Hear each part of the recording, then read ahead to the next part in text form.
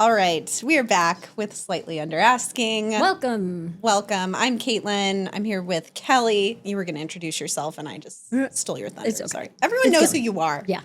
But we have a special guest this week. We have Shay Noonan with us. Yay! Welcome. I'm so Thanks for excited being to here. be here. Yes. Thanks for having me. Yeah, Shay is the queen of Scottsdale real estate. Yes. In my opinion, she is the team leader of the One Team, Yes. which you guys recently started. Was it this year? It'll be a year in January. Okay. Yeah. That's amazing. We have like Yeah. a big party. That's Yeah. We great. had an anniversary party. Yeah, we started it last January, and then I put kind of the framework in all fall of last year. So yeah, we're coming up on a year. Yeah, congratulations. Thank you. And you're with Real. Yes. You also have a very cool Instagram account called Unlocking Scottsdale. Scottsdale Unlocked. Scottsdale Unlocked. Yeah. Okay. She's a little neglected right now. Oh, I mean, best. 1,200 followers or whatever you got. Like, not like I creeped on it, but it's looking pretty good to me. Yes. Yes. We got to get back at it. Yeah. For sure. Yeah, it looks great.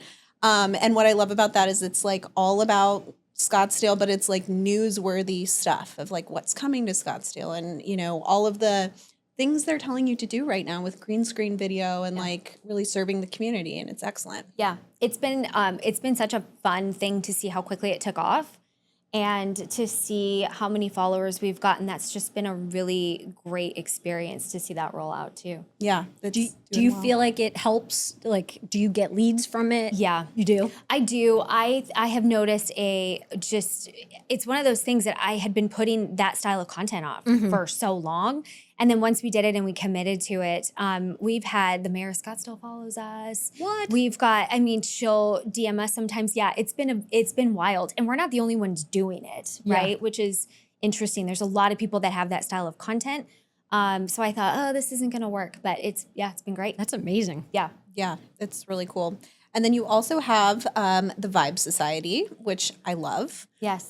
So tell us a little bit more about that and kind of the evolution behind that. We just really wanted to bring something to real estate that is for women because I'm pretty passionate about the fact that like we wear so many more hats than men do, especially when you get into being a mom or just in general. Like our struggles aren't the same as that of men, and we just really wanted to create this environment where women could come and they could be empowered. It's called very intentional boss babe energy. That's what Vibe stands for, which is great. And we're like, we need something. Like there's got to be something out there, especially within Real. We felt like there was something lacking. So we rolled it out. I don't know, August, I think is when we started it. And we've done about 8 calls now. And we have a Facebook group and we have a weekly Zoom call. I love that. Wednesdays, 9 a.m. Is it topic driven? Like every Zoom call has... Yeah, we are trying to make it very focus driven. So we don't all just get on a Zoom and just invent. So every week we have a topic. Last week we had a guest speaker. And we really want it to be valuable. Yeah. Yeah, and it is. It has been. I've been on a number of the calls, and they've been very valuable, very tactical information. It's everyone has great input too, so that's what I love about it too. Like you've had the calls where it's more like presentation based, but then there's a lot where it's been like everyone kind of contributes, and it's all really good, valuable stuff, and everyone shares. And then it's like national too, right? So like what someone's doing on the East Coast is maybe sometimes different than what we're doing here, and you can learn a lot from that. Yeah. No, it's great. That's the other nice thing. It's broker agnostic too. You don't have to be with Real. Yeah. But if someone is with Real, it is in the Real Academy. Real's been very supportive of us too and sharing it and very cool. Just kind of giving us a higher platform. So Yeah. So check out Vibe Society on Facebook if you are interested. But one of the reasons I wanted you to come on the podcast is because of one of the topics we talked about on the Vibe call was a little bit about boundaries and then also niching down or niching down, however you prefer to say it. And I was very moved, for lack of a better term, on this conversation because I think it's something that, and Kelly and I have talked a little bit about this on the podcast, but like agents, I think, go a little bit too far in their businesses before they either set boundaries or decide to niche down to whatever they're going to do for fear that they're going to alienate clients, right? And I think you're a great example of deciding like where you want to work, what price range you want to work with, how you're going to accomplish that. And so I'd love to, just kind of dig into that with you a little bit on like how you got to that pivot point of like, you know, I'm not for everyone. Here's who I'm for and here's who I'm going after, and like leaving the fear behind of like going down that path. Yeah. I mean, I don't know how I don't know when the moment was that I was like, I need to really focus this in.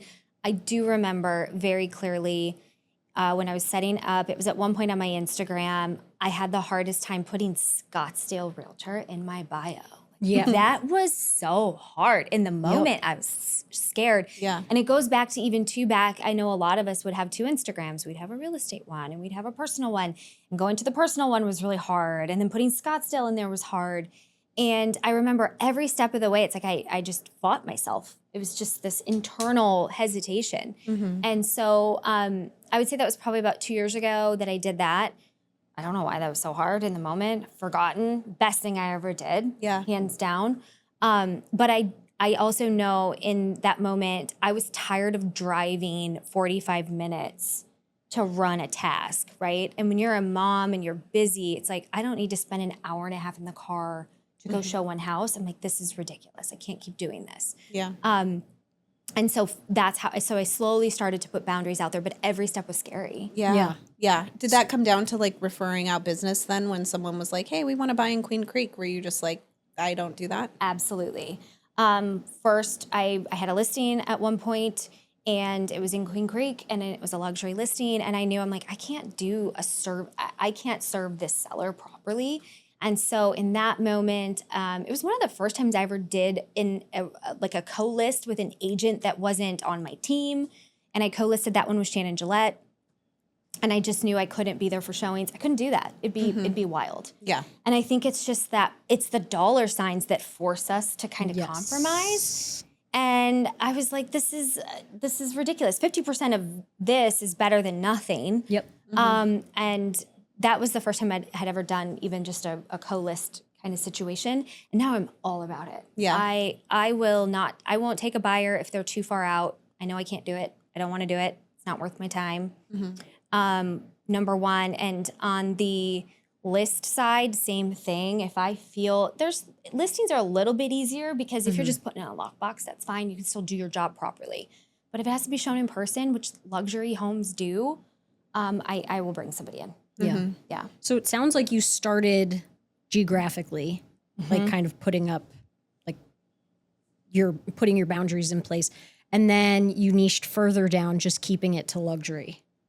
Yeah. And I'll take I have one right near downtown, 350,000. It's this cute little 1 bed, 1 bath. I'll still take that. Okay. And I actually think that is something that keeps people afraid to niche down. Is they are afraid that the phone won't ring for other things. They're like, oh, if I put Scottsdale, no one will call me, even if it's Phoenix. Like they're so afraid. Yeah. If I put Scottsdale there, people in Phoenix think that I won't service them. And that's not the point. Your phone will still ring. Yeah. And you can still choose in that moment, do I take it or do I not take it? And then as you grow and as you scale and you grow a team, you might say, I need a team member that's in the East Valley. And then I can pivot that and I can make more off of that. But I have found, even though I've done all the things that I've done, I still get calls, leads outside of Scottsdale. Yeah. Yeah. How big is your team? We're 7. We were a team of 7. Yeah. Okay. Yeah. That's Yeah. great. Excellent. Yeah. Are they all in Scottsdale or do you have them in other geographical areas? At the moment, almost all of them are in Scottsdale. We have 2 that are in Phoenix, like Desert Ridge area. So it's very similar. And we're in talks to bring on our first agent in the East Valley. Okay. In Gilbert. So, which would be cool. Yeah. But because I'm all about brand and all about just niching down, we're gonna tweak the brand just a little bit so that he doesn't have Scottsdale on everything. Yeah. Yeah. So if we bring him in, we kind of have a way to bring him in and market. Yeah. Yeah. That's excellent. Yeah. It's so hard in our market because Phoenix is so spread out, you know, and like it's like different countries almost between like different areas of the valley. And we have a lot of relocation buyers that don't understand that. And so the hardest thing is when you get someone who's like, I'm moving to Phoenix Metro, but we don't know where we want to be. Yeah. And so then you're like, okay, well, we've got a lot to figure out. And then you find yourself driving from Peoria to Santan in one day and hating your life. Yeah, and they're like starry-eyed because they're like, oh my gosh, this was so overwhelming. Right. Yeah, it's a lot. Yeah. And it's very hard to paint a picture of the valley because as much as everywhere's different, there's a lot of similarities too. So it's very hard to paint with a broad brush, you know? So I do think I really like the idea of niching down geographically. I think that's really important and it's going to save a lot of time and pain and anguish. Or, you know, restructuring your business, like bringing on a showing agent, having a team, things like that. So, Well, I think too, like, yes, as you said, you like with listings, it's a little bit easier, but there also is like, I have a client right now that has 2 homes. One is in Gilbert, one is in Eloy. And I'm like, I'm not going to be the one listing it in Eloy, not only because I've never been there and I don't want to go there, but like, I don't know the market there at all. Yeah. Like, I know nothing about Eloy. So Yeah. like, I'm not even going to serve you well, you know? So, and sure, we could put a lockbox on it and put it in MLS and I can field calls and market it. But like, I just don't feel like that's right of me to do. Yeah. Whereas like pushing the boundaries to like, I don't know, like even I don't live in Gilbert, but like I understand the Gilbert market enough to where I can list there, you know? So it can be, it's kind of a hard decision because like you said, it's the dollar signs where you're like, oh, but I could just, what if it works out, you know? Yeah. And it's Like a know slippery your slope. limits. I think there's this level of like, you know, deep down inside, like, well, I could Yeah. put a sign up and a lockbox up, but like, it doesn't feel right. I would be going in blind. And those are the moments when you have to just stop and be like, no, what else can I do? Yeah. I actually got my first consulting fee this month. An agent in Gilbert, his client wanted to be in my hood. And he's like, I don't even need you to show the properties. I need you to meet us for coffee, talk to her about the neighborhoods, maybe come see a couple with us, and then I'll handle everything else, and I'll pay you more of a consulting fee. I love that. Sounds great, Yeah. right? Like, we need more of Yeah. this Yes. in this business. Yes. Like, we That's just need to huge. completely wipe what our mindset has been and reframe it and not be afraid to ask for help so that the client has a better experience. yes. You know? It's so true. That's I love that idea. I've never heard that before, but like Yeah, I that's, haven't like, either. Genius, because why not? You know, and like and clients oftentimes like really want to work with you, especially if they found you on social media. They're like, I want you there with me. I already trust you. And even when you're like, this really isn't my area of expertise, I've still had people be like, we don't care. Like, we still want to work with you. And I'm like, but seriously, like, I'm not the best person to serve you right now. So to be able to team up with someone in a way that's not like a co-listing, obviously, because when it's on the buyer side, that's a little bit harder. That makes a lot of sense. And I do that. I have a partner. Well, I don't know. We've never established a partnership, but I'm calling him a partner. He works a lot with investors. And every now and then I get investors coming through my YouTube channel and I refer them out to him. And I've had that conversation many times on a Zoom where I'm like, listen, I would love to help you. And I know you think I'm the market expert and I know a fair bit, but like for what you're trying to do, I just don't think I'm the best agent for you. Yeah. So you have to kind of make those decisions and farm it out. Yeah. I think our industry would be so much better if we just got a little bit better in that department. Yes. No. We have so much old school like Yes. mentality of like hoarding clients and like that doesn't best serve them. Yeah. You know? Yep. And you can tell as a cross agent too very quickly when an agent does not know the area and it's like, oh God, this is a disaster waiting to happen. Yeah. And there's a lot of mistakes to be made financially if you don't know what you're doing. Like some of these HOA fees are getting wild. Yes. There's capital improvement fees. Yep. There's, what do you have in the East Valley with the CFD? There's the Community Facilities District? You've got CFDs. You've That's got like way out there. way out there. But I know what you're saying. Like there's Water just issues. Yeah. Yep. Yeah. Like I know in Scottsdale, there's a lot of properties on wells, like Yes, shared like water. Rio Verde. Yeah.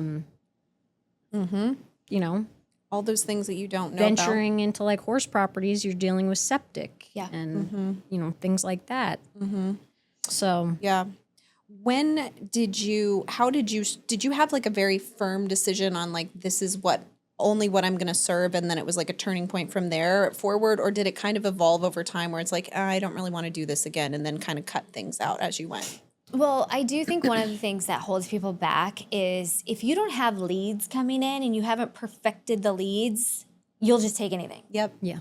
So I think as I look back on it, once I got more active on social, more consistent leads coming in, then I was not afraid to say no or to niche down or worry about losing out on a deal. So I think it kind of starts with that. It's that like feast or famine concept. And I think, especially now, it's for a lot of agents are struggling and it's a really slow market. And so this concept can be really shocking. But I think if you can start with where do you get your leads and make sure that is there's no cracks in that system, then it doesn't bother you so much to just say no. What are your top lead pillars? Definitely referral. And social media, believe it or not, is huge for me. And then the third one is now it's like our listings. There's this phrase, listings bring listings. And I went into 2025 saying I was going to go listing heavy, which was the perfect time to just go all in on listings. But I did, and it works. Listings do bring listings when you do them right. So that's now become a huge source for us. That's great. Yeah. Yeah.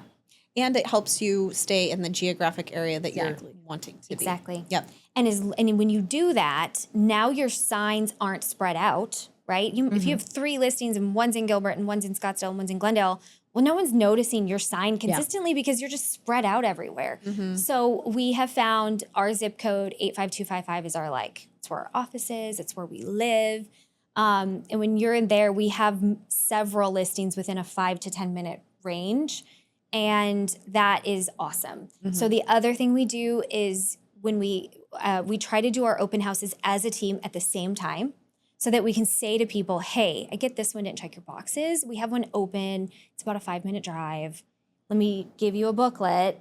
Go check that one out. And now they're like, man, these people have a lot of listings. They know what they're doing. So there's just a lot. It's so much deeper than just that niche, right? It's people seeing you, seeing that you're somebody who knows what you're doing. Exactly. And you have market share. Yeah. I love that. Yeah. You know what? And that's such a testament to kind of the traditional way of doing real estate still working very well, where like we talk a lot on this podcast about like the old school methods don't have to be the only way. And like some of them are very tired. However, that's essentially farming in a different way, right? Still You know, farming. like it is. And that's the tried and true way to do it. And it was like the only way to do it at one point in time when we didn't have as much access to technology and social media and stuff, but you can pair it with social as you've done and it becomes so much more powerful. And that's the secret. It's like you still, even if you get the phone call, the person who you just geo-farmed in a sense is now, it's a little old school, but so is interviewing 3 agents. And you're probably now going up against some other agents in your listing appointments. And that's where if you add on the new stuff, if you add on a YouTube channel and you add on, ad spend or social and your reach, that's where you can shine. So there's definitely something to be said for the older stuff. And then I think then the new stuff layered on top of it is just like you'll crush it. Yeah. Well, and then you are totally dialed on what is happening in that small region. I mean, you probably know the stats of 85255 like front and back. Yeah. Like I actually just because you are a big part of the data. Sample. And you know it and you see it all the time. And I just went on a listing appointment. Guys, I actually no-showed my first listing appointment. What? This sounds like a good story. It has been so busy the last 3 weeks. And on Friday, I had this appointment on my calendar for a week. And it was a woman that came into our open house. And we had a listing nearby. And she's like, she called me. And she's like, I want you to come tell me what you could sell my house for. I want you to come see it. We've remodeled it. And it was one of those that the home had just been so remodeled that it didn't look anything like the photos. So I didn't go in with this like targeted price. Anyways, she called, set the appointment up. And supposed to be there at 2:00. My day got so wild with offers and everything else that I just forgot. Like I straight up forgot. And she called me at 2:30 and she's like, hey Shay, are you still coming? I'm like, oh my God. I've never done that before. I felt awful. And I said, I'm sorry. I had you in at 3 in my calendar. That's completely my fault. I'm on my way. And she still let me in her house, which was great.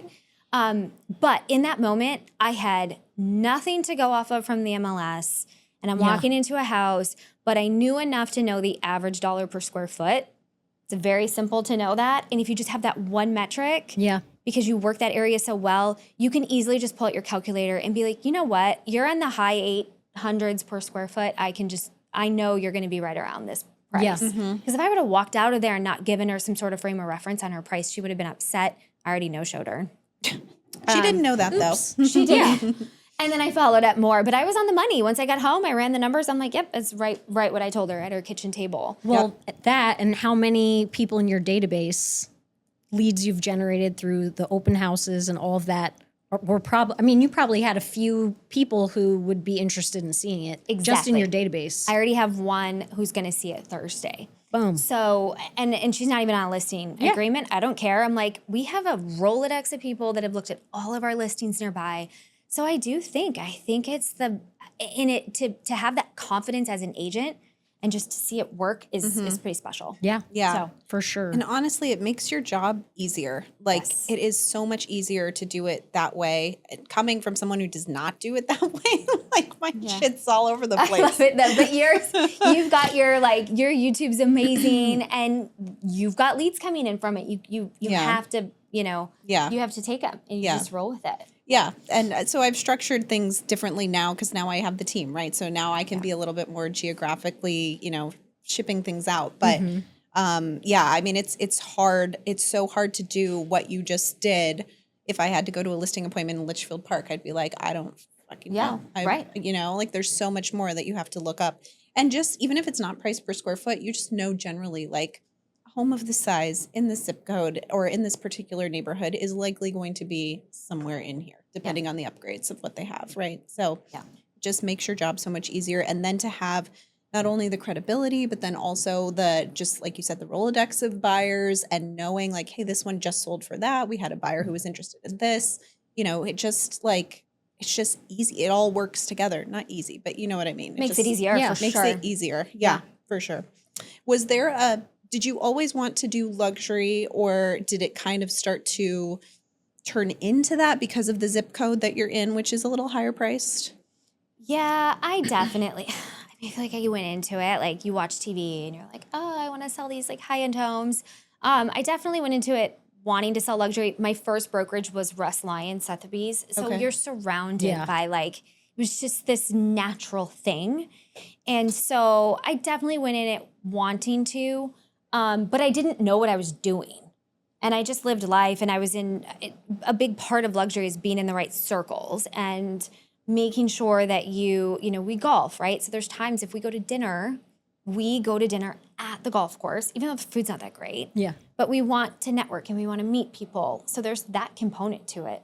But yeah, the Russ Lyon, joining as a brand new agent at Russ Lyon, I was just kind of like thrusted into it. But I wouldn't say I mastered it until probably the last 3 to 4 years. Like I was just getting by. I remember my first like $1.2 million sale and I thought, I don't have to work for a year. Yeah. So like, this is great. Love it. I don't have to do anything. Yeah. That's not true. That's actually like a flawed thought process. But but it was, I'll never forget that. I still remember the home. I still remember everything about it. And in my head, I was just set for 12 months. No need to work. Yes. Yeah. Funny side story. I have a friend who's an agent who would totally like find this funny. So I'm not shit talking, but he is probably one of the lazier people that I know, and he knows it, and a procrastinator. His very first sale when he got into real estate was a $3 million house. I was like, that is the worst thing that could have ever happened to you. Yeah. Because he didn't work for like a year. Yeah. After that, he was like, oh my God. Chilling. And then the tax bill came around and he was like shocked and he had no idea what to do. And he's like, I got to work to like pay the taxes. I'm like, yeah, do you even know how to do real estate? Right. Like, what have you learned? Yeah. No, it's so true. We even on our team, like our team is lucky. Some of our agents come in and they're first buyer brokers for $3 million, right? Because they're sitting in open house. Yep. But that's the lesson. Yeah. Is if you want to get into luxury, then you need to be in open houses that are luxury price points, and you have to just work that whole path. It doesn't take that much, but it can be hard to find those those right spaces Yeah. for you. Otherwise, it can be hard to break into. Yeah. Yeah. What is your advice on breaking into that for an agent that wants, would it be joining the right team or finding the right mentor? Yeah, I think you need a mentor or a team for sure. You're going to have a really hard time just like picking up the phone, calling an agent. If somebody called me, hey, can I set your $4 million listing open? No, I don't know who you are. You're no. But if you're on my team, you get that path, and I'll send you there every weekend. So I definitely think, because that is such a common thing. Oh, I want to get into luxury. Well, first of all, it's not that hard. You just have to put yourself in those spaces. It's how do you get in those spaces? Like I can tell you, go get a country club membership, but it's a lot of money. Yeah. Right? Yeah. So there's What did like, we learn about Silverleaf when Brock came on? It's like, Yeah. oh, did you have Brock on? Yeah. Yeah. It was he's the king. 500,000 or Yeah. something. He's the king. He's and awesome. you have to go through Brock. Like Yeah. if you can, if Brock likes you, then you have a fast track to Yeah. Kingmaker. it's 100 just for their social. Yeah. Yeah. Yep. Yeah. It's nuts. It's such a different world, and also most of the private clubs in Scottsdale are on like a 7-year wait list. And that's the thing too. Like if you don't know what you're doing, what you're talking about, the client will see through you really quickly. Yeah. But yeah, it's a completely different world. So what other, so you got that 1.2 and you said, this is what I want to do. What path did you take? Like, how did you really dial into that niche? It was really, niche. my business for the first probably 5 years was just referral based. Okay. And so, and being at Russ Lyon helped me. I did move from Russ Lyon to my home group, Okay. and it was hard. Okay. At that point, it was like, I don't want to say I fell on my face, but it was really hard to leave a brand like that and then move over to my home group and then try to find my place, because you don't have luxury open houses as often. And there were just so many things that I had to navigate. And in that moment, I focused on my brand, probably a little too much. And I thought, oh, this beautiful brand is gonna do everything for me. People are gonna see my logo and just call me. Yeah. I mean, people think that all the time, Yeah. and I for sure did. Yeah. And it took me some time to get back into that space. And for me personally, it did come from our country club. Yeah. It came from Oh, like those okay. connections. And then I slowly got back into it. But that leaving that one brokerage, I mean, it'd be like if you left like Surhant or something and then you went to like HomeSmart. That's hard. Yeah. It's a hard transition. You've lost that brand behind you. And in the luxury space, people do notice that. See, we've talked about that before. Like, does your brokerage matter? Like a lot of people look at it from, the continuing ed or the community, but in some niches, it carries a lot of weight. Yeah. And I think in North luxury, Scottsdale especially, you take Silverleaf, like for example, Silverleaf Realty is the #1 brokerage that sells in there. If I get a shot at a listing appointment in there, I don't put my eggs in that basket. I'll go in and do my best, but I know that is a very protected area. Yeah. And for a reason, because those people see that brokerage and see those signs and they tie it to the neighborhood that they live in. I do think that is a mentality that we will move away from. It's a boomer mindset, and they are all about the brokerage. Yes. Okay. And Interesting. so that generation, as we move into people in their 30s and 40s affording higher end homes, we are going to get away from that. They don't care, but the boomers care. Yeah. Yep. So that's probably the best analysis that I have. Yeah. Yeah. That makes Yeah. a ton of sense. And I get asked all the time, open house, what brokerage are you with? Yeah. I'm with So Real. funny. Who's that? Like, So funny. it's still I'll be like, I'm with Real, and they'll be like, and I give them a spiel. We're publicly traded. And we're becoming more and more common and more prominent. But at first, when I moved to Real, I mean, people would be like, who, what, who, what? Yeah. So yeah, it's a boomer thing for sure. Yeah. Yeah. I've always said that it only matters where you're at to the consumer if it's luxury or if they're a boomer. Yep. Those have Yeah. been the two things. And That, and I think international. Like if Sure. I were to buy Yeah. That's true. a beach house in Costa Rica, I think I would go to Remax or, one of those big international. international brokerages. Yep. Yeah. Very Yeah. true. Very true. Yeah, that's interesting. Yeah.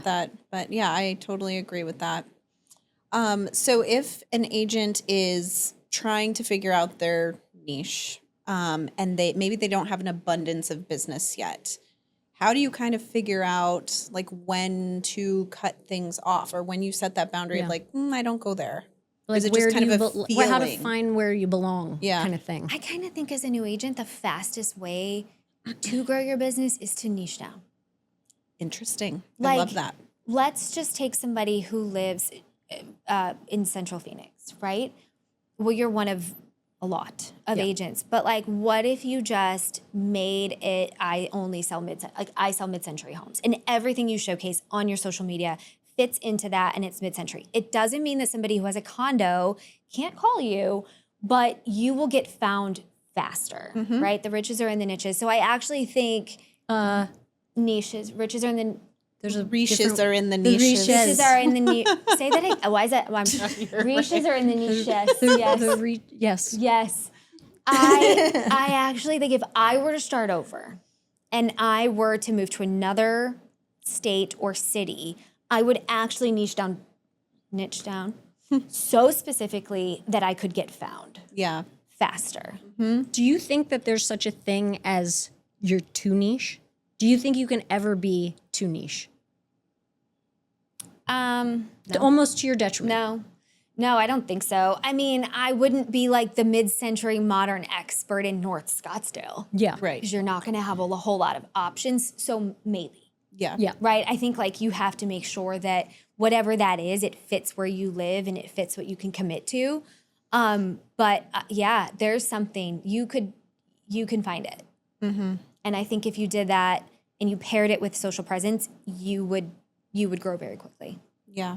It's so true, because anything that we're looking up, right? Like, I don't know, if outside of real estate, as a consumer, when you see someone who's always putting out that type of content that is very specific to exactly what you're looking for, you don't care if they don't know anything. Like, I've been looking at like coaches for coaches, right? And I'm like looking at everything and I'm like, I don't know. They don't seem, but when I come across someone who's like super specific on, I help this type of entrepreneur with this type of coaching to get this type of result, I'm like, that speaks to me. Yeah. And as niche down and specific as that can sound and like out of this world to other people where they don't get it, to me, I'm like, I need you right now. How much do you cost? Yep. You know? Yeah. Yeah. So it's the same thing. And like you said, you just have to put yourself in a position where there's going to be enough business to do that, but being the go-to for that specific type of property or area or price point or whatever it is, I think there's something to be said for that. I know Christina Smallhorn has a huge YouTube channel, and she started it with like mobile homes, or I think mobile homes or tiny homes was like kind of her thing that she would talk about. And it's just like completely exploded. And she still talks about manufactured homes, and like, that's been, I don't, from what I've heard of her story, I don't think that's really like what she necessarily wanted to do, but she was like, I'm going to commit to this path, and it blew up. And you just would never know that there's that many people that have the interest in that, right? But that's so true. It's true. I actually had dinner with her Oh, yeah? back in the spring, and she was sitting next to me. I had no idea who she was. Oh, yeah. And then turns out she is the queen Yeah. of YouTube. Yeah. And I was like blown away. Yeah. She's so cool. She's so unique. But yeah, and to hear her story, she is all about knowing your avatar. And I haven't been following her lately, but she was telling us that she was in the process of changing up her avatar back when I saw her in April. She's like, she like named her avatar. Oh, wow. And it was a man, and she had told us all of these things. And she's like, I want to pivot it. I don't want it to be a man anymore, and like all this stuff. Interesting. Yeah. That's But cool. and that's the same concept, whether it's your avatar or Yep. it's your niche. Like it's Ideal the same client. concept. And I think, like, I use the story of the mid-century thing, but it also can be a person. It could be single women. It could be divorces. It could be first-time home buyers. It can be VA. I mean, you could literally make a list of 10 different things that even if you don't live in a place that has kind of this diversity to the homes, pick a person. Yep. Absolutely. And that's only going to further help you on social or whatever marketing you're doing, because now you can speak their language. You can attract them, and they're going to know that you're the person for them. Yeah. No matter how you're Yeah. marketing. And you know how to frame your content, right? There's that idea of like when you don't know what to post, you won't post. Yeah. But if you know exactly who you're posting to, like my local content, like Scottsdale Unlocked, we put Scottsdale in that specifically. And on the flip side, anytime we post outside of Scottsdale, even if it's like Desert Ridge or Norterra, flops. It's wild. Nobody cares. Nobody cares because they're following us for Scottsdale. Yep. And if I live in Scottsdale, why do I care that Harkins just opened a backlot in Norterra? I'm not going to go there. Yeah. It's out of my bubble. Interesting. Yeah. Yeah. So And that's just a lesson to like content in general on Yeah. like what you're talking about on your Instagram, your YouTube, your TikTok, whatever. Like people are like, oh, this one didn't do well. Well, is it talking directly to who you're speaking to? Like for me, anytime I post a listing video on my YouTube channel, terrible. interesting. Market updates, soaring. Love Yeah, the because that's data. what people know and they love you for. Yep. Do you have a separate channel for your listing videos? No, I pretty much use them mostly on Instagram, and I started filming them like vertical, like, and then I post them as shorts on my YouTube, which probably doesn't help, but at least it's there for the client to see.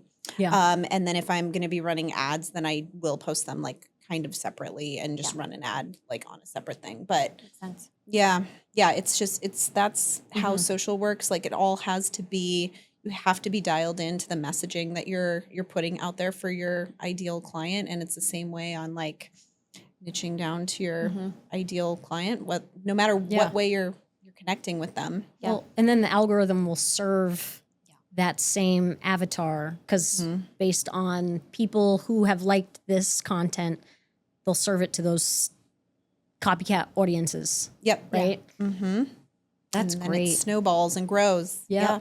Exactly.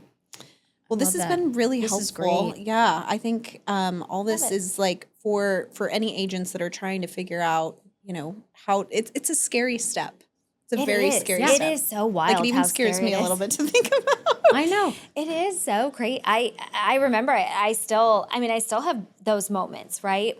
And everything we do, we feel like we're limiting. We don't want to, we want to love on everybody. Well, that's hard to do. We live in a very, very large valley and it's only getting bigger. Yeah. But it's a tough step, but it's worth it. Just do it. Like I'm always of the mindset, if it gives you a little bit of the feels and a little nerves, it's the best. It's probably for the best. Yeah. Yeah. What if you live in a really small area? Like, I don't even know if you can answer this question, but like if you were in a small town, do you have the option to niche down? I don't know. Well, maybe you niche to the avatar then, to the client profile rather than, Location. right? I agree with that. I do know I'm from a really small town in Illinois, and I noticed there too. Like my town is 16,000 people, so small. Yeah. Those agents will drive like an hour, and they'll just hit like this. They'll go like massive region. So we just happen to be able to say ours is like Maricopa County or the Valley. Yeah. They'll go to small towns anywhere. Like it's crazy. Oh, it's an hour and a half from my house, but I'll go. Yeah. Well, you shouldn't be doing that. Yeah. So I still think it's a problem even in the small towns that happens. But on the flip side, at that point, like who is somebody in that town that you could, maybe it's larger lots, maybe it's farmland, maybe it's, waterfront properties. There's so many things that you can do when you start to look at it. Yeah, for sure. I think part of this too, we talked a little bit about on the vibe call too, is like setting boundaries, which I think goes hand in hand with like your niche, right? And so part of that is like deciding what business is not for you. And then part of that is also deciding like when you want to work or how you want to do business. So when you shifted to more like luxury focused Scottsdale, did you also kind of implement a little bit more boundaries around your work hours and that kind of thing? Yeah, and it's so important. Another thing that's hard to do, we just want everybody to like love us and think we're the best agents. But yes, I've absolutely had to fine tune my boundaries with when I take calls. When, for example, I'll text my clients and say, hey, what time works for you to hop on a call? And they might say noon. Well, that doesn't work for me. Like, like, don't just call me on a whim. I could be driving. Sometimes I need to be at my computer so I can give you my focus. And setting those boundaries with my clients when it comes to phone calls and text messages. A big one that I started this year is pricing boundaries. I might not be able to list your home. I don't have to say yes to you, and I don't have to take a listing. Our marketing costs are getting so expensive as agents that no, we are hard lining it. I will have a number that is my top end number, and if that person wants to go above that, there's a strong chance we just won't take it. Or we charge a listing cancellation fee. It's not like it used to be. So different. And so there's that piece too. Setting boundaries with whether or not we even work together. Yeah. Another scary step. Like, very much so. That is hard to do when you don't have an abundance of business to think about saying that. But like, it's so the amount of times that you probably have these stories of like things you did that you wish you had never done, like clients that you took that you wish you never did. And it's like, that wasn't worth the money that I actually never even got paid because this all blew up. It blew up. Or you look back and like you're fighting with the seller over price and you're like, well, it's kind of on me because when I went in there, I let them think that this price was okay, and now it's not. And sometimes the market is at fault, but a lot of times we're at fault. Because we don't know how to go in there and be honest with people on price or condition. Like, we don't know how to go in and like kind of say to somebody, we can't show your home like this. You know, we need to partially stage it. You need to paint. Your 5 cats need to be boarded. And especially in luxury, that matters even more. So much. Because you can maybe sometimes get away with it in the lower price ranges, but with luxury, it's like you can't. First impression. Can't be serious.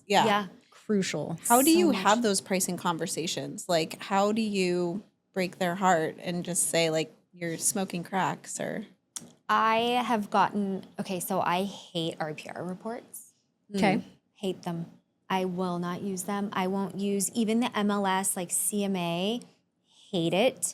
So my new thing is I go and a lot of times I follow up with the price analysis, but I am using a lot of ChatGPT to run my numbers, and I am providing a very simple to digest price analysis for the client. Because if you hand these reports, they don't know how to read that. There is so much information in those. It goes so far over their head. So we will factor like Cromford report metrics. I'll pull Cromford, I'll pull closed comps, and I will use ChatGPT to just do a full price analysis. And then I give them a link to the comps so that they can actually click through them. And I provide them, it's not fancy, it's just a PDF. And I generally can really go in with the data metrics to show them that you can't get this number. Yeah. I think that's the best you can do. And then there's the people that just don't understand. They're not drawing the line between, or like drawing the, what's the word I'm looking for? I don't know. They're not understanding that it's like, yes, I know you love your house, but like your house is not this, right? Like, and it's so hard to get people to see that because they're like, oh, we've put so much money into this, or we've done this, we've done that. And I'm like, your cabinets are painted, theirs are custom. So like they still are just like, well, we have white cabinets. I'm like, yeah, but they're painted from the 90s and they're not soft close. So like someone's going to say that's cheap.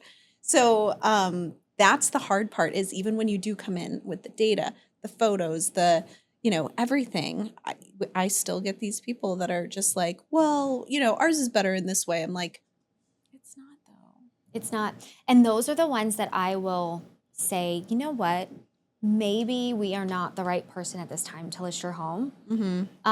There's a great book. It's The Full Fee Agent. I talk about it a lot, and it helps you really navigate that, and it helps you realize that if you say no now, somebody else is going to come in and they're going to be a sucker, and they're going to break, that seller's going to break down over time. That agent's going to go away. They're going to get fired.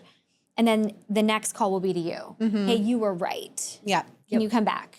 Let's chat. Hey, that the other day. Exactly. I love when that happens. You have to know, especially in this market, not always, right? But in this market that we're in, you just have to know like I'll be next, and I'll get them when they're in a better situation. So how do you, because sometimes it's very hard. What happens when you have a client that's very agreeable at the first meeting and then you get into the weeds and then some of those boundaries start getting pushed. Like the hours get trampled on, constant, I need follow-up, I need feedback right now. Yep. When you have your systems in place to like follow up on maybe Fridays. Yep. What do you do? Especially in the luxury market where I think people, and I don't mean to interrupt you, and maybe the clientele feels like you need to serve me. Yep. How do you navigate that? I mean, I am not perfect and I still learn every day. So I will say that first and foremost. But a couple things. My listing appointments have gotten much better.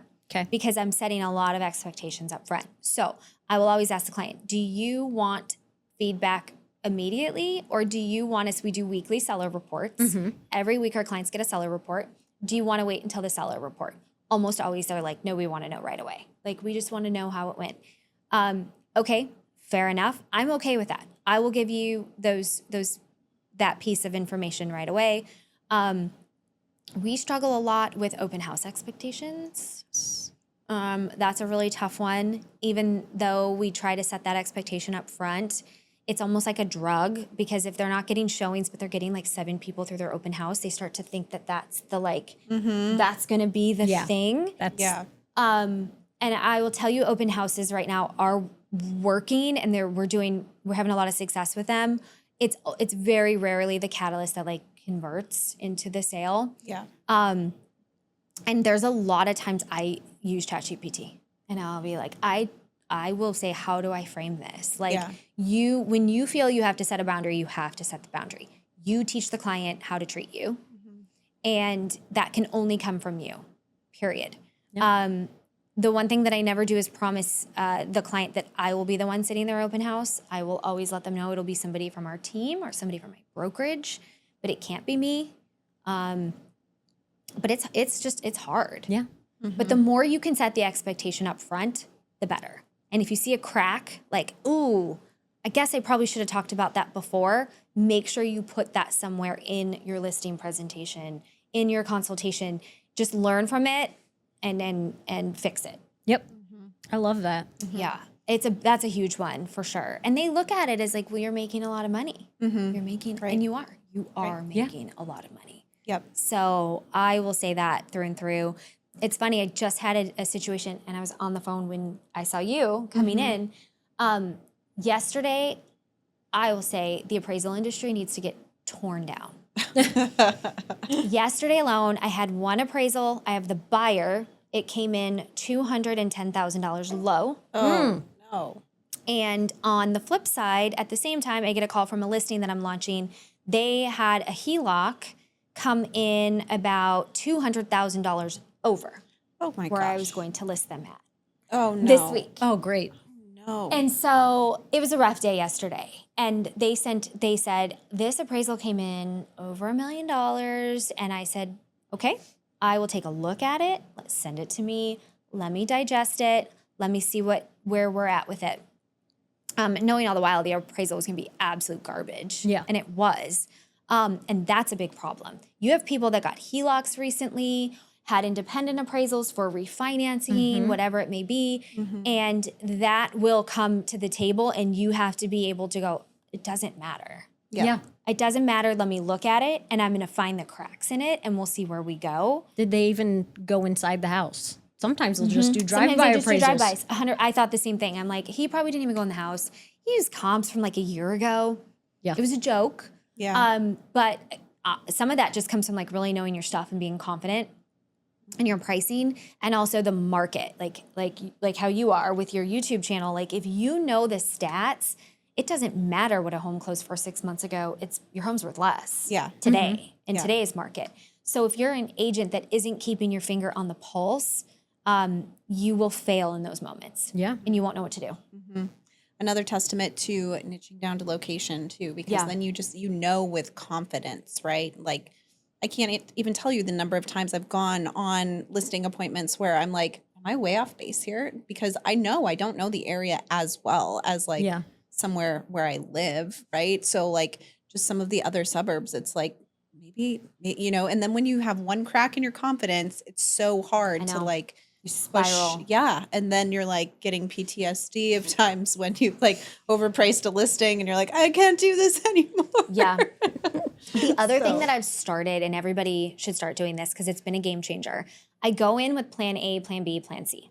And I'll say, okay, our plan A is this price. Yeah. It's top of the comps. I get it. You want even more. I won't go that high, but this will be our plan A. If plan A doesn't work out, 10, 10, 0, like 10 showings, no offers, or 10 days, no showings, then we need to go to plan B. This is what plan B is going to be. And I already have a number for plan B. It's very clear. And then there's plan C. Hopefully we don't have to get there, but if we do, this is plan C. And it preps them for the uncertainty of the market. Yeah. And then they're not shocked when you have to go to plan B. Mm-hmm. So I've been a big fan of that. Yeah. Do you That's put any of that in great. your listing agreement as far as like price reductions at a certain point? I don't, however, I'm going to start. And one of the things I learned on the Vibe call from Whitney is she has her clients sign it. So she doesn't necessarily put it in the listing agreement. She puts it in a separate document and she has her clients sign off on it. Okay. And I loved that. Yeah. Because they will forget Yeah. that you had the conversation. Yeah. Isn't that funny how that happens? I always do. So Adorable. it's just, and I don't think that's a luxury thing. I think that's all across the board. But with luxury, the price drops are more aggressive and it can be shocking. So if you just lay that out, the client doesn't know what the average price drop is, you know? Yeah. But if you tell them what that is, it helps them Yeah. prep. Mm-hmm. And the uncertainty of what number they may end up getting to. Yeah. Right. So now they kind of know what that Yeah. looks like. Yeah. With luxury, I just had a thought and now I'm forgetting. Is there, I don't know. I forgot. That's okay. If it comes back to me, I will let you know. It's all good. Luxury is really like not that different on the negotiating side, right? That's the thing too.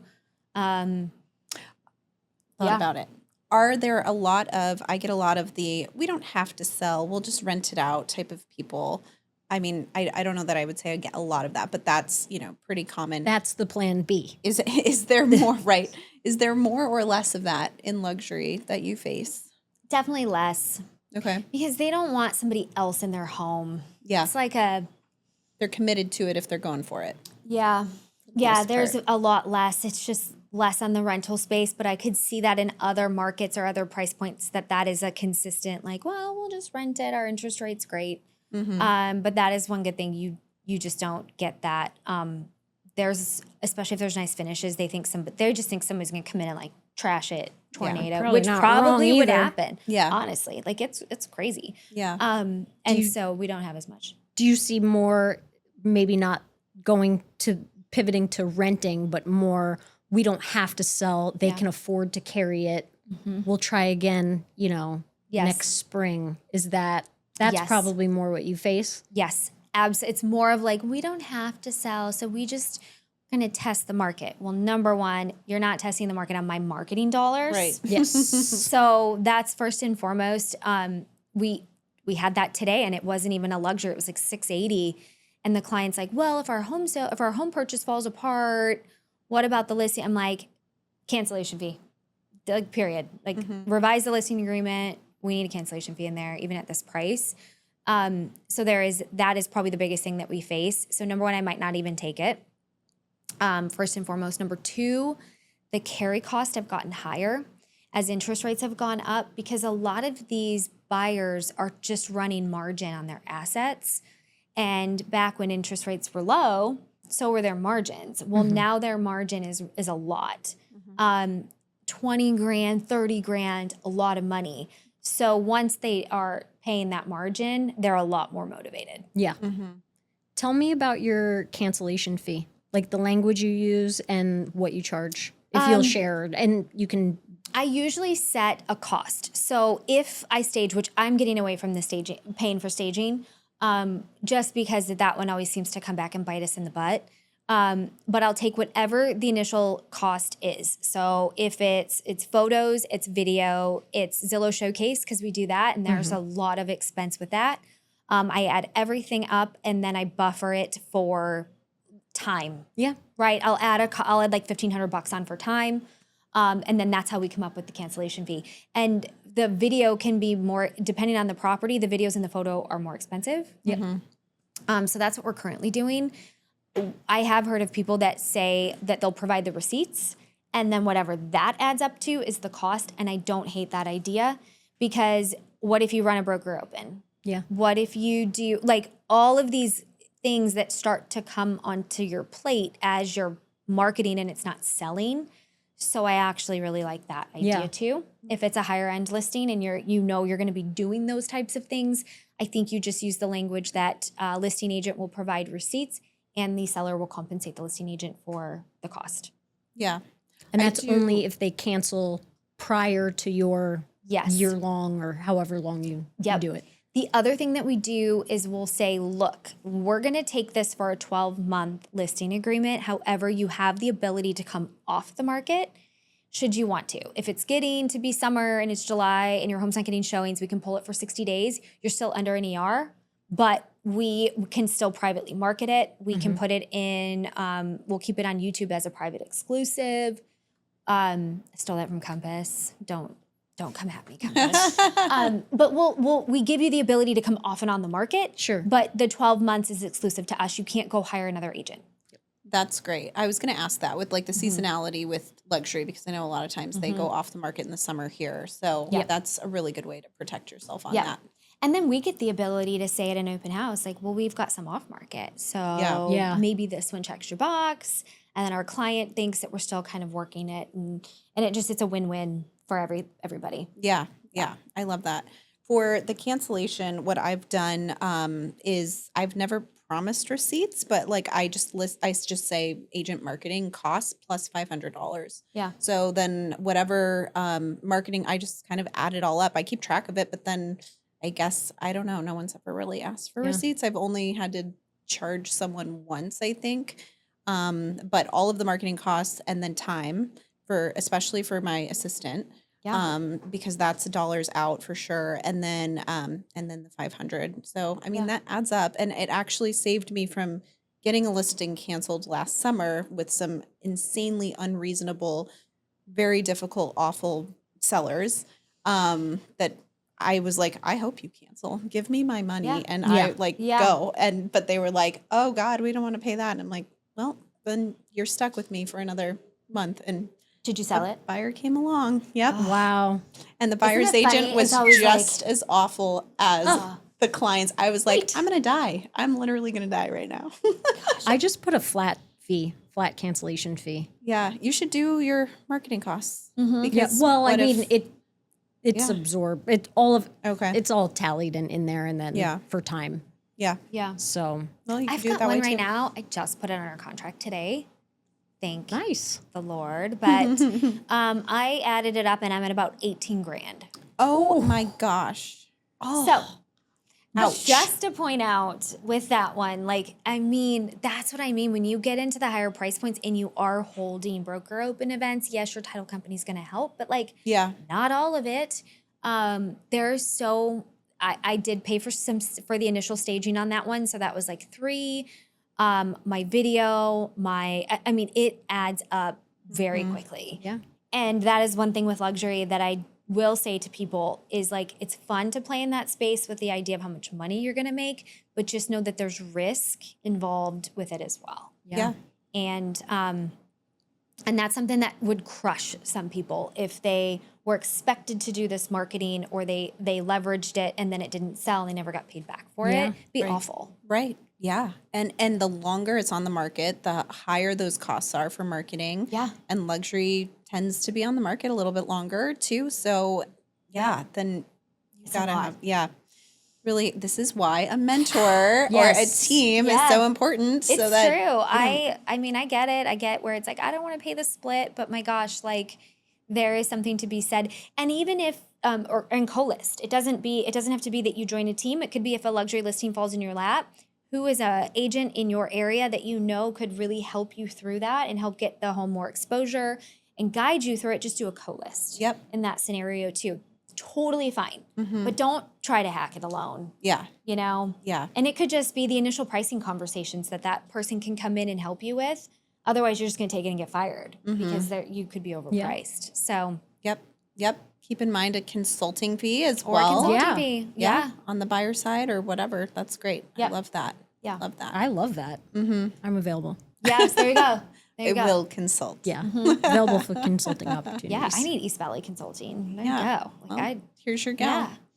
I just think it's so great. So Yeah. Really smart, especially in our area too, because it just is so spread out. Like Yes. it's also different. So with co-listing, we have to stay within our brokerage. Is that right? At Real? we do. Yeah. Okay. Yeah. That's what I thought too. We do. The other thing you could do that I've done is like, especially when you get into Flagstaff and like I just don't think we as agents in the Valley should be like, unless you have a second home up there or whatever, fine, then you know Yep. the area. That's great. But I think that's where another area that it gets a little muddy. Mm-hmm. And I've done it where I've even co-listed, I've done co-marketing on the property for the client and with the agent. But on the MLS, I'm just getting a referral fee. Mm-hmm. So I get a referral fee instead of a co-list, and then I still do what I can to help with the marketing so that we can get some eyeballs on it.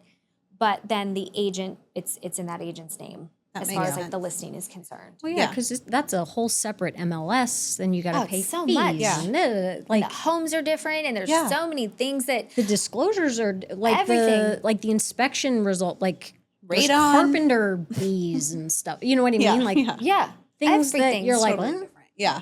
I had one and beautiful home, and she's an influencer, and it was gorgeous, and I referred it out to Flagstaff, but I did go on the listing appointment with him, which I thought was cool, and it didn't have an air conditioning, and I was like, I'm sorry, what? Excuse me. At this price? I'm sorry. Yeah. Yeah. You don't have an air conditioner? He's like, yeah, there's no AC, but I'm like, that's wild to me. It blew Yeah. my mind, and it's very normal up there. Wow. They don't use it very often. And in my mind, you don't have an air conditioning unit. I Your know. house is worth like nothing. I don't know. care how pretty it is.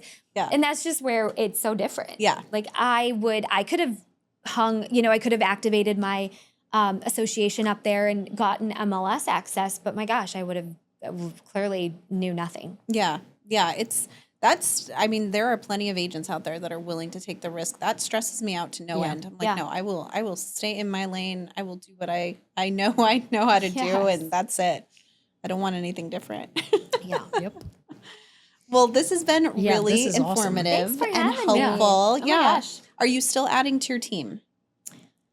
For anyone in the Phoenix metro area that's thinking about luxury. Yeah, I am. I just hired another assistant, an in-person assistant. Okay. So I feel like we would have room to add to the team, but not a new agent. Okay. Just don't have the capacity Yeah. for a new agent. But if it was somebody that's seasoned, that really wants to get into luxury, yes, we would have some space. Okay. Good to know. Good to Good to know. know. And Growth is so hard. I know. Growth is a lot, but yeah, we definitely would have room. Okay. Good to know. Join the Vibe Call. Check Yes. it out on Facebook. Yeah, we'll have Yeah. to link that in the show notes. Yes. Yes, I would love to have. We'd love it. Yeah. Yeah, absolutely. And you're with Real, so that's also, Yep, we can all partner together at Real. exactly. Love it over here. Great brokerage. We're all very happy. Yes. Yes. Awesome. Well, thank you for your time. This Yeah, has been great. This Thanks has been for having great. me. Thanks Yeah. so Awesome. much for sharing. So much fun. Go ahead and hit the bell. Make sure you subscribe. If you know someone who you think this episode would be helpful for, please go ahead and share. And be sure to leave us a review. Show us some love. And We'd we'll see love you it. on the next one.